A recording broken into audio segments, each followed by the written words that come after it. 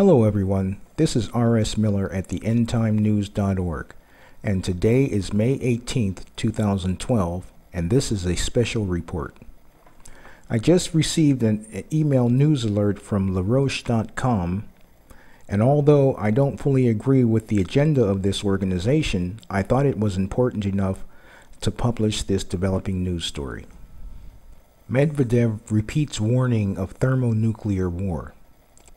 On the eve of his trip to the United States, where he will meet with President Barack Obama, Russian Prime Minister Dmitry Medvedev delivered an unequivocal message to Obama and his NATO cohorts, who are threatening to intervene with regime change operations in Syria, Iran, and elsewhere. Such actions can lead to full-scale wars, even with nuclear weapons. Medvedev's warning, delivered at an international legal forum in St. Petersburg, comes in the wake of similar warnings issued May 3rd by Russian Chief of Staff Nikolai Makarov that the U.S.-NATO policy of ballistic missile defense in Europe could lead to a Russian preemptive strike, and by Medvedev himself last November. The Russians are making it clear.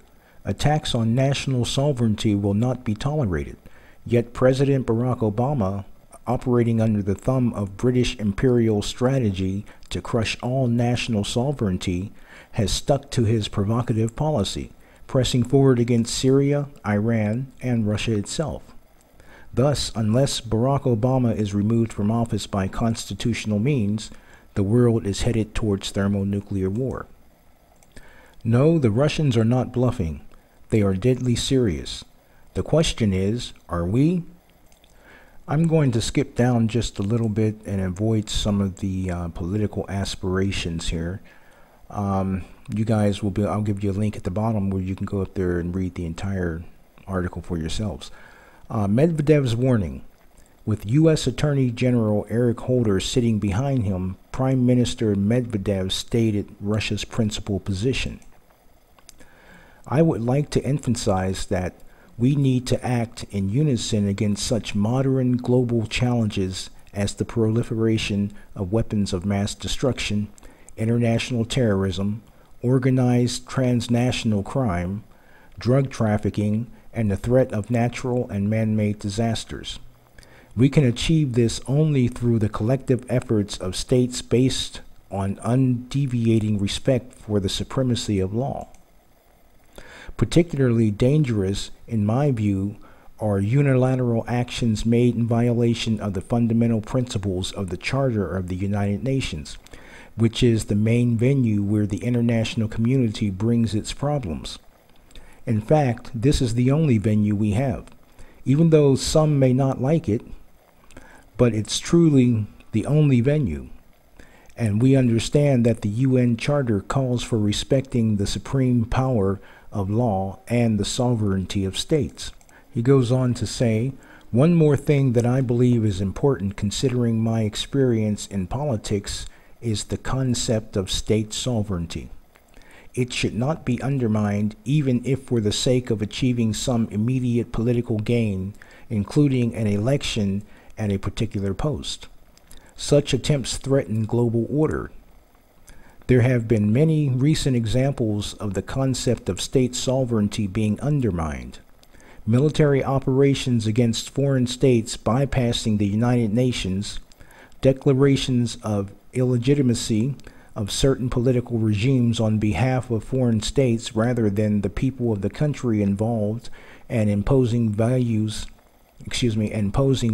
collective sanctions, again bypassing international institutions, are some of them.